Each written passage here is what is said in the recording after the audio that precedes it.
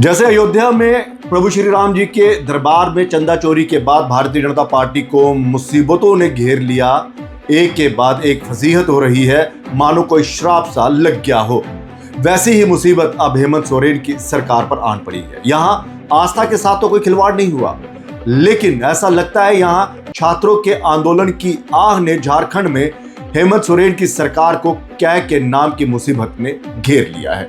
जब भी किसी राज्य की कैग रिपोर्ट आती है, वैसे ही सरकार की धड़कनें तेज हो जाती हैं। जिस कैग ने मनमोहन सिंह जी की सरकार को उखाड़ फेंका हो, तब से सरकारें जो हैं कैग के नाम से ही डरने लगती हैं। इस कैग ने मनमोहन सिंह सरकार के उस ईमानदारी की पोल खोल दी, जहां पर यह कहा जा रहा था कि मनमोहन सिंह की सरकार में घोटाला नहीं हुआ, लेकिन फिर कैग रिपोर्ट आई जिसने तहलका मचा दिया। उसके बाद सरकारें चाहे राज्य की हो या केंद्र की, नींद सबकी उड़ जाती है जब कैग रिपोर्ट जो है वो सामने आती है। अब कैग रिपोर्ट से झारखंड में तहलका मच गया है। राजनीति में आज सवाल सिर्फ 327 करोड़ रुपए के राजस्व घाटे का नहीं, सवाल उस 1,60,000 करोड़ रुपए का है जिसका उपयोगिता प्रमाण पत्र मार्च 2025 तक लंबित पड़ा था। यानी जनता का पैसा खर्च हुआ, लेकिन सवाल ये था कि कहां खर्च हुआ, कैसे खर्च हुआ और उसका हिसाब कहां है। कैग की रिपोर्ट ने झारखंड की सरकारी व्यवस्था पर गंभीर सवाल किए हैं।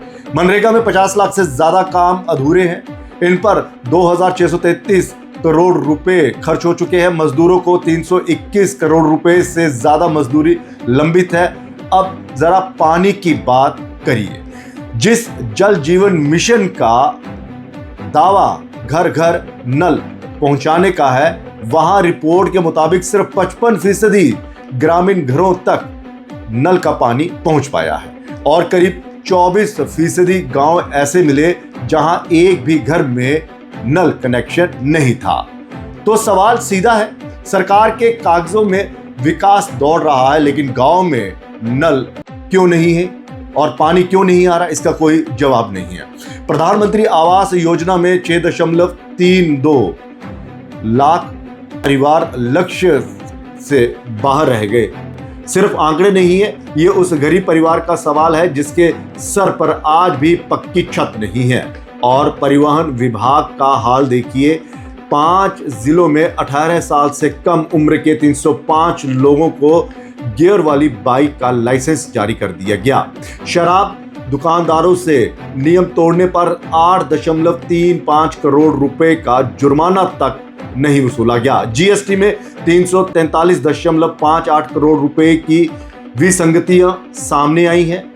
अब विपक्ष इसे लेकर सरकार पर हमला करेगा। सरकार सफाई देगी, राजनीति गर्म होगी, विधानसभा में हंगामा होगा, लेकिन असली सवाल जनता का है साहब कि जनता के टैक्स का पैसा गया कहां। इतने खर्चे आपने बता दिए, धरातल पर काम नहीं हुआ। आपने देखा कि गांव में जो टैप वाटर सप्लाई का जो इन्होंने कहा था कि हर घर में टैप का कनेक्शन जो होगा, जो नल का कनेक्शन है वो दिया जाएगा, तो सर्वे में पता चला धरातल पर काम नहीं हुआ। क्योंकि जनता टैक्स देती है सड़क के लिए, पानी के लिए, घर के लिए, रोजगार के लिए। उसे अधूरे काम नहीं चाहिए, उसे कागजों पर विकास नहीं चाहिए जनाब, उसे चाहिए जमीन पर सुविधा और पैसों का पूरा हिसाब। और यहाँ एक बात साफ कर दे कि कैग की रिपोर्ट अपने आप में भ्रष्टाचार का अंतिम प्रमाण नहीं है, लेकिन अनियमितताओं पर गंभीर सवाल जरूर खड़े करती है कि आपने अगर प्रमाण पत्र दे दिया है खर्चों का, तो सवाल ये है कि उसका हिसाब कहां है। अगर आपने पेमेंट कर दी है और कुछ का अपने यूटिलाइजेशन जो सर्टिफिकेट है वो दे दिया है, तो सवाल ये भी है कि जो काम अधूरे हैं, जो पूरे नहीं हुए, उसका यूटिलिटी जो सर्टिफिकेट है वो आपने कैसे दे दिया। यानी कि काम अधूरे लेकिन बिल जो है वो पूरे। तो फायदा किसको पहुंचाया जा रहा है? ठेकेदारों को पहुंचाया जा रहा है। हालांकि कैग की रिपोर्ट जो कहती है वो ये नहीं कहती है कि इसमें इतना भ्रष्टाचार हुआ, वो ये कहती है कि जो रख रखाव, जो पैसों का आदान प्रदान हुआ है, जो पैसे खर्च किए गए हैं, उस पैसों का हिसाब नहीं है, उन रुपयों का हिसाब नहीं है कि अगर कोई कह रहा है कि 50 करोड़ रुपया हमने यहां पे खर्च किया है तो उसके बिल कहां है। ठेकेदार को बकायदा एक सर्टिफिकेट लेना पड़ता है, यूसी का सर्टिफिकेट लेना पड़ता है। वो सर्टिफिकेट सरकार ने प्रोवाइड नहीं करवाए, लेकिन बिल जो है वो हो गए, पास हो गए। तो ये इशारा करता है कि गड़बड़ियां हुई है।